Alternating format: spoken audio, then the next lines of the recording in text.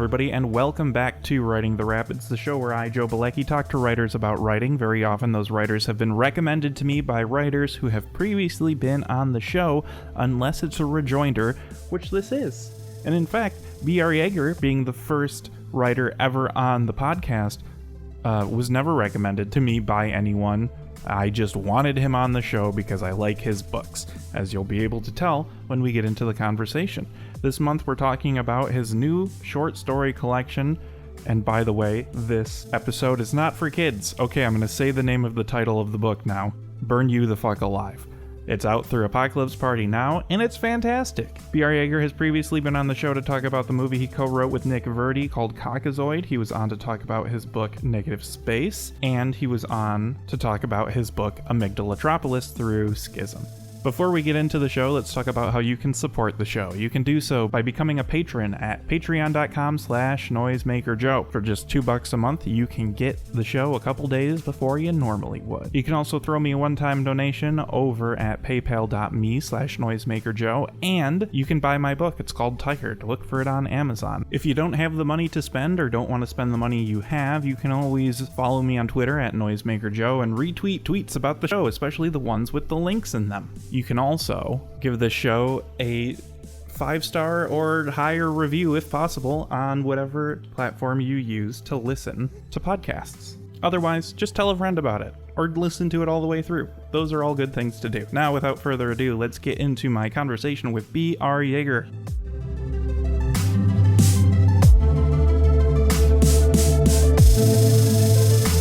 Let's start with the past before we go into the present then. Let's start with Negative Space. So Negative Space hit like 10,000 copies sold a couple months ago. It's making the rounds on book influencer spaces on TikTok and Instagram. And I think YouTube. I think what was it, Plagued by Visions did some... Yeah. Yeah, that was part of a breakdown he did a episode on Apocalypse Party in general, and that was really included in it. He went over, I know, bonding and terminal park, and some of the other horror ones. I think the Troy's books. I want to say, but yeah, he's a really good guy. I was actually just talking with him over just messaging with him, but he's a really, really good guy. Yeah, I do enjoy his videos. I obviously haven't watched every single one of them, but yeah, I've enjoyed the stuff of his that I've seen. I enjoy watching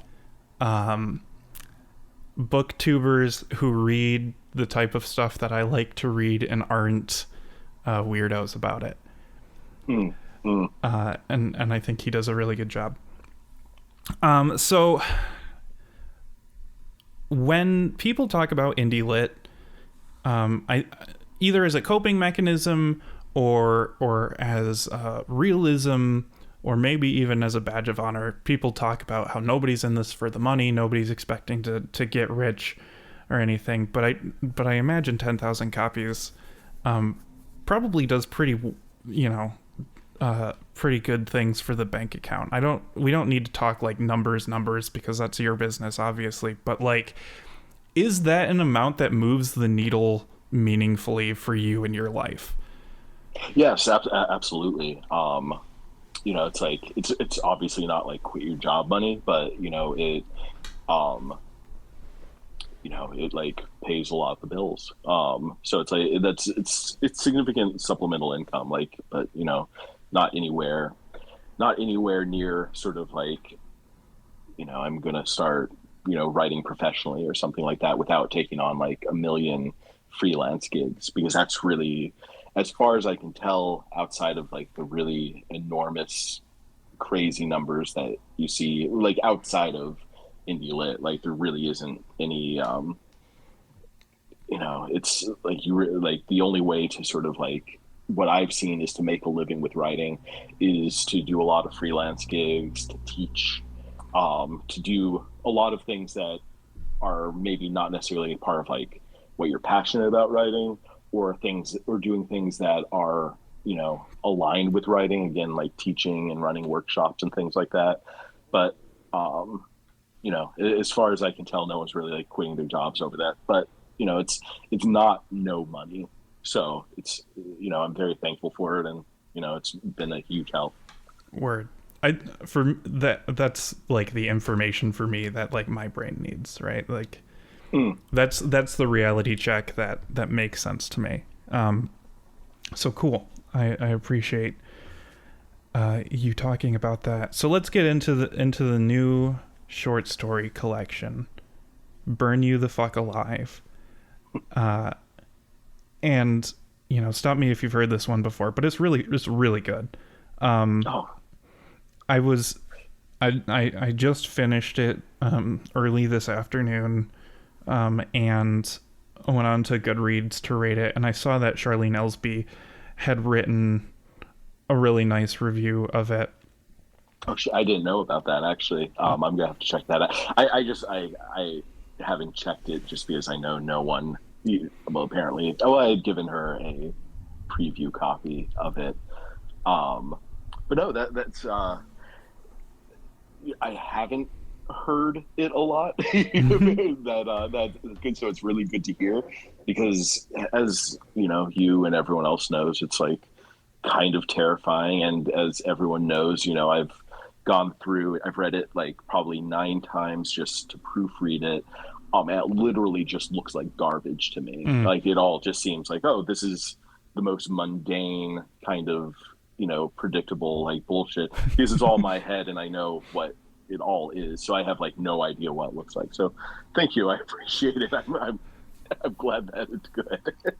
Yeah, because I can't tell. Yeah, right. Well, this is all derivative. I feel like I've read this before. Oh yeah, exactly. That's because I have. What I found interesting about her review is that her favorite stories are well, she says, I feel like Yeager is most authentic when he slips out of reality mode, and her more favorite stories are the more sort of like poetic or experimental, or less like the grounded prose type of stuff. And I've noticed, it helped me notice a theme in your writing is that you kind of do both. Like Amygdalatropolis had that, where it was like the sort of grounded, here's what 1404 is doing, and then it kind of had these italicized, more poetic segments too. And what's interesting is that my favorite stories are the ones that are like grounded with characters doing actions and stuff. In my brain, what I come to your writing for is like scuzzy teenagers doing dumb things and then having terrible horrors beyond our comprehension affect them. So I found that interesting in that mine and hers, like, preferences for your writing style differ, but also that you do have like these kind of two like very distinct sort of like modes that you go in. Yeah, no, that's interesting. I love that. Yeah, again, the thing of like two people like having different perspectives or different favorite aspects of it. Like, I mean, like with like Negative Space, one thing that was really cool is that I would see a lot of people being like, it starts off great, but like really like loses me near the end. And then there's like a bunch of people who are saying the exact opposite, where it's like, it was like really rough to start, but really picks up near the end. And it's like, I feel like that's the sign that's a really good sign that, there is some division, and that's not just like everyone saying the same things over and over. This is probably this is the last you're going to get of scuzzy teenagers from me for a while, because I absolutely hit the wall in terms of how much I could write about that. With this book, it's like a lot of it is just either exhausting things I had already sort of been exploring for a while, or it's have like been a clearinghouse for a bunch of ideas that I've had for a while that weren't big enough for a full length thing, or I had just never gone around to, or things I didn't know how to write yet. Like there's some ideas from that were, that produced a story in this book that are like, as go back to like 2015, 2014. That's cool just to like finally get those out and put those together and say goodbye to them. Yeah. I know that feeling. Speaking of Charlene, I saw in the acknowledgments that she and two other people helped edit Poison Nurse, which I found to be a very... it was one of my favorites, but also like, oh man, I'd feel really uncomfortable writing this.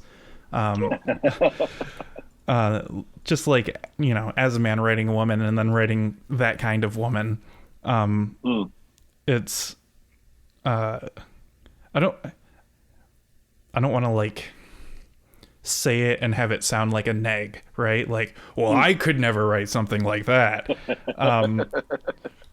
But, because where's the fun if you make it too easy for yourself, right? Yeah, I guess.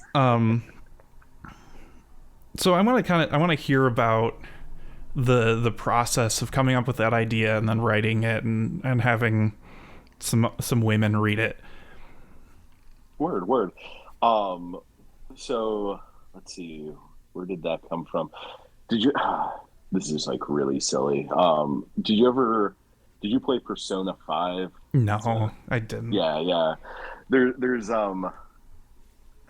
do you know like the premise of those games or anything? It's I'll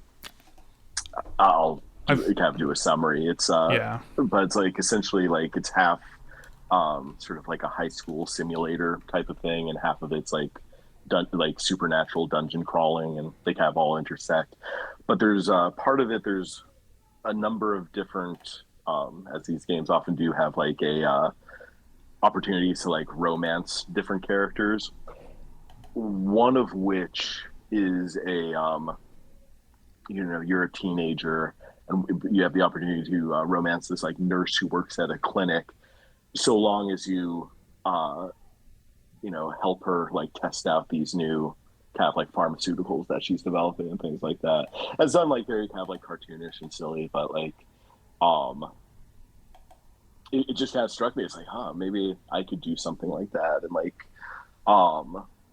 it just kind of grew into sort of this idea of more about like writing a character who's sort of another influence is have you read Tomy, the Junji Ito? Yeah. One thing I really loved about how that develops is that it's kind of about a monster who doesn't realize that they're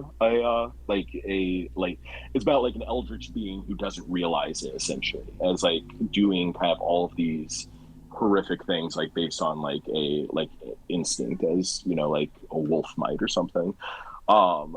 And so I just really liked sort of the idea of like pairing those two things, and I don't know, just like the idea, it's like it's it's not like a new idea or anything, but like it's like a very human character who's literally an abomination, like not even saying that in a derogatory term, but it's like a character who is like a literal monster, a literal like classical definition of abomination, and like writing from that perspective, but like not like in a sympathetic way.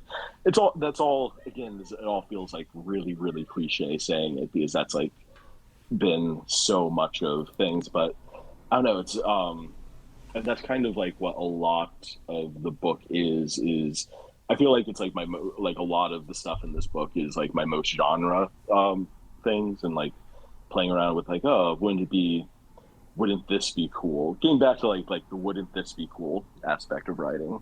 Does that make sense? Yeah. Yeah, I like that. I feel like I don't know. I feel like I've gone so deep into the like experimental high concept sort of world that you forget that like, oh yeah, you can just do that. You can just have a a good idea, a silly idea, and then follow it, and make something really interesting about it. The other thing is that I wanted to write porn, or like take a stab at writing porn. That was just like something that's like, it's like one of those things again, like you write so much about like violence, and it's like, okay, like how do I like write something that's like attempting to actually be like sexy, like because like I've written like sex scenes before, but like never like to try to be sexy.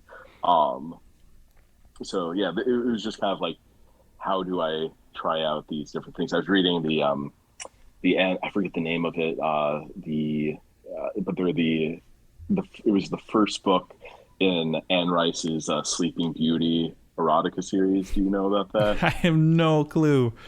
Oh, it's wild. It's a wild book. It's cool. It's cool. I like Anne Rice. But it's like a series of like 5 books, and it's like a lot of it is like, about like power dynamics and domination, and like a lot of the thing I was always kind of like thinking of, like, how do you make something like, like the goal of making something that's like problematic in an interesting way as opposed to like problematic in a stupid way. If that makes sense. Yeah. But yeah, that's all. Yeah, and then the editing process, like how did you decide to bring it to these people, and I want to know what their reactions were to it. They're all three like really, really respect their opinions of, like Charlene and Lindsay are like 2 of my favorite writers. Elisa's a very close friend who does writing of her own, and and Lindsay she had actually talked to, it was saying that it's like, I could actually see this as a full-length book. I had, by the time I had finished the story, I had exhausted the idea for myself. Like, I couldn't really see how I could expand upon it. Charlene pretty much gave, like line by line edits, which was like fantastic. It was like, like places to expand, shifting punctuation around, like really, really fantastic. And then like Elisa like gave me like some like pointers on like terminology and things like that. So yeah, no, it was all just like, it's just like that was like a story where, like, because like it was like trying out like a new thing, I wanted to get as many people. I always want to get as many people to like to read or like edit something as possible, but I understand people have limited amount of time, and people have, all of the people who are kind of like worth asking for advice on are like super, super, super busy. Like, everyone's super busy. So I'm just always really, really selective. So, going to like 3 people for this one was, it was just, I just wanted to like make it as good as possible. I knew it was going to be kind of like right in the middle of the book. I knew it was going to be one of the longer pieces, and it was something that I hadn't really done before. So I wanted to just get that input so it was as strong as possible. Cool. I appreciate the dedication to the quality of the work. Because, if I've said it before, I've said it a million times. I hate editing. I have such a hard time with it. I have such a hard time looking at something after I've drafted it. That, like, the idea of like really poring over one work, right? Like, by the time I've finished the first draft of a book, I have exhausted the idea for myself, right? And I no longer want to see it. And because it's, it's just it's a manuscript for a book that, like, it's easy enough to just kind of like put it away and move on to the next one. That's really interesting. I'm kind of the opposite, where like I love the editing process. Which is distinct from the proofing process, of course. Mm-hmm. But because like I'm not, I have like particularly bad initial drafts. Like it just like really terrible syntax, really like bad, like on a sentence level. As really like it only starts like looking like something that I could potentially be proud of until I like start like really getting into like the nitty gritty of it and like carving up the sentences and just like really getting in that minute level. Yeah, it's the hard part for me always is kind of the initial like generating enough material to actually start editing and start putting it together and like creating a structure for it. Because at that point, I have to trick myself into like believing like, okay, I can make this work later on because at the time all I see is like garbage because it's bad. My initial drafts are really, really bad. I can't emphasize enough. That's so funny to me. I was thinking yesterday while I was reading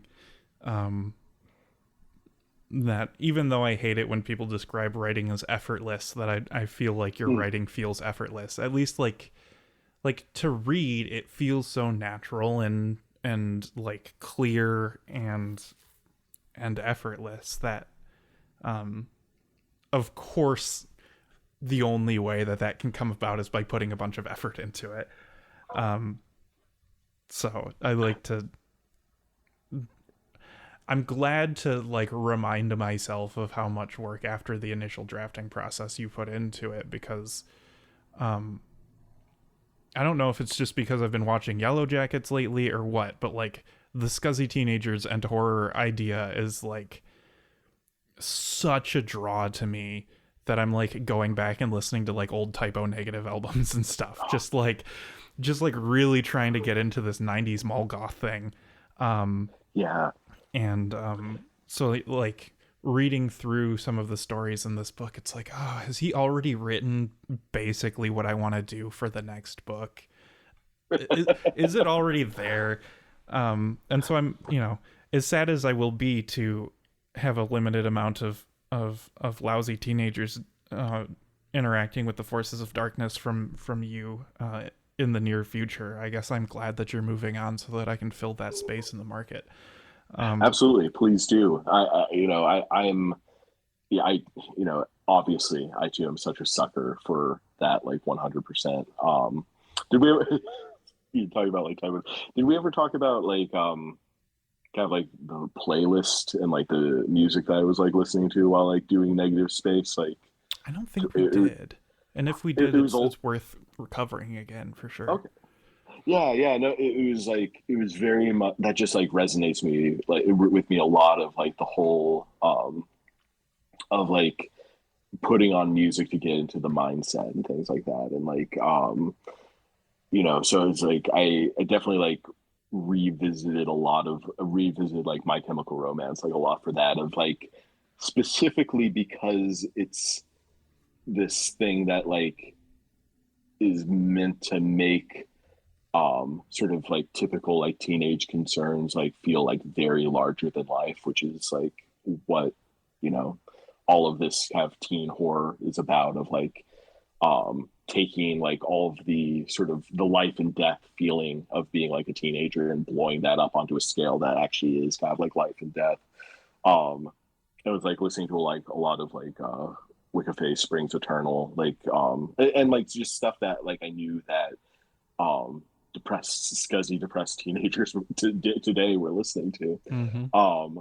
But I don't know, I think we've talked a lot like before a lot about like finding sort of the music that fits the vibe and like the mindset for going in, which like I don't hear about from a lot of people necessarily, like a lot of other writers. Like a lot of people are just like, oh, I put on ambient, or I don't put on anything. But that's like just such a crucial part to me. Yeah, 100%. When I had William Watson on recently to talk about House of Delete, he puts out a book every other day too. So, but yeah, it was for House of Delete. Right. he does that. He's got a super long playlist that goes along with that. And then there's people on the other end of the ambient spectrum, like Mike Correo, who puts on like Sun Ra to like make himself delirious. I mean, that comes through in his work too, I think. Very much so. Oh my God. Yeah. That's someone I could talk about a whole lot. That's someone who I'm like so envious of in terms of like how they're able to just like, oh my God.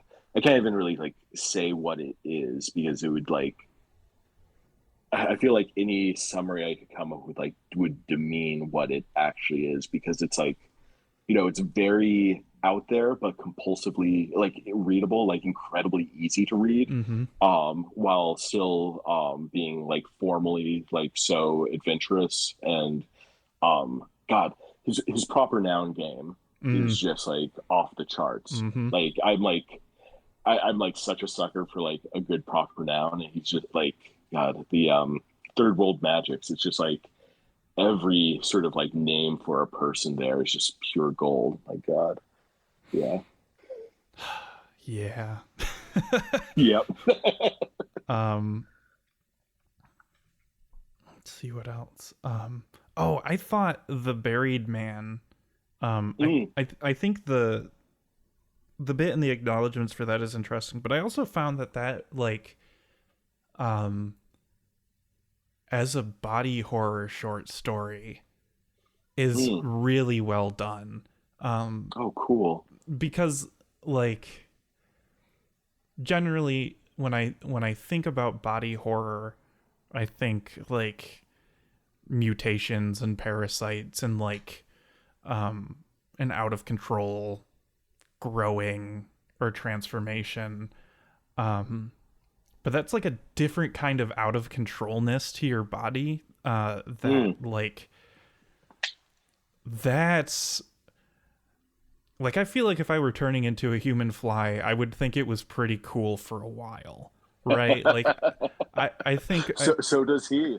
So right, did he. Right, yeah. I feel like my emotional trajectory would be about the same.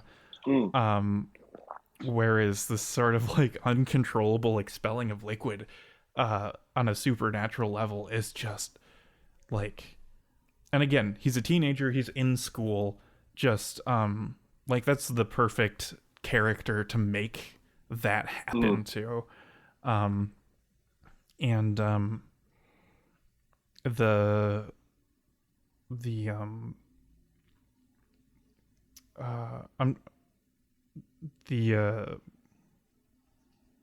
don't know, art installation that it was part of, multimedia project is what you call it in the acknowledgement. Sounds really cool. Yeah, I highly recommend if you haven't checked that out. There's so many aspects to it. Like again, one of the people who ran Carter Mycroft put together a RPG maker game that's like where you explore the entire town that's set in, and the Max and Raph are in it. They like all you can. So like the way that's set up is that you can go around the town and like find each story that was part of this anthology, and there's like 40 stories in there. And then you also like meet the characters and stuff, and some of the characters are also this Scrams band that Ian Capos and Lauren Lavin, along with I think Carter Mycroft too. They were like three of the people who like founded and headed this project, called Fluppies, which is, it's a great band too. It's just very, very, it's like all around like just a very, very cool project. That's cool. Yeah, I'll have to dig deeper into it. What else should we bring up? In the Shadow of the Penis House. Is great because it's silly, but then it also gets kind of sad. That's a way to describe. Yeah, that's another thing that Charlene brought up in that Goodreads review. Was the like moments of humanity that spring through. But I love the narrative as card game thing. Mm. I think that I think that that Pearl Death was awesome, and I think there's a reason why it uh, inspired so many people. But particularly, what I found interesting were the icons at some of the bottom of the cards. Yep. There's a very it's not arbitrary, but it's like you would probably have to be inside my head to like know what the code is with that. But like I love, I'm sure I've been on here, so I've probably talked about like Dark Souls and the FromSoft games, and like I'm just like I love sort of opaque icons and or just just any type of thing in a in like game design where it's like it gives you where it's like using an icon to try to convey something, but like you can kind of get the gist of it, but like it's not spelled out. I'm just like a sucker for that, and it's like it's another aspect of like just adding kind of like language and the visual language to it. Like it's like creating, it's all it's all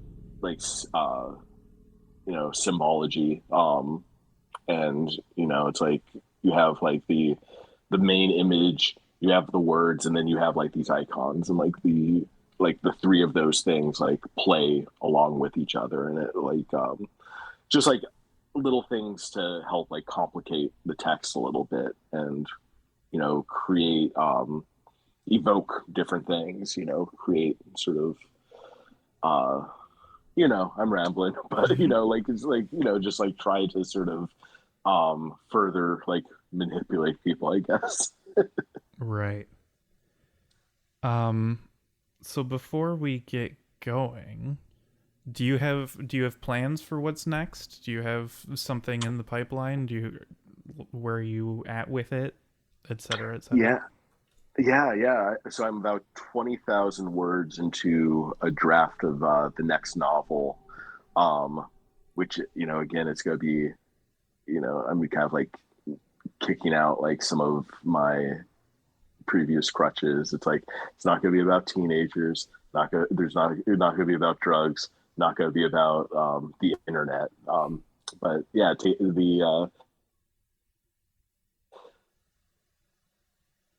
I guess all I'll say for right now is that the main character is in her 30s. She's a widow, 1891, in Amherst, Massachusetts, and that's about all that I could like really give out now. But yeah, just kind of working on that a lot, and I've been on kind of like putting out a book every 3 years. This one I'm guessing it'll probably be the same. I'm hoping to do it in like maybe 2 years, but we'll see.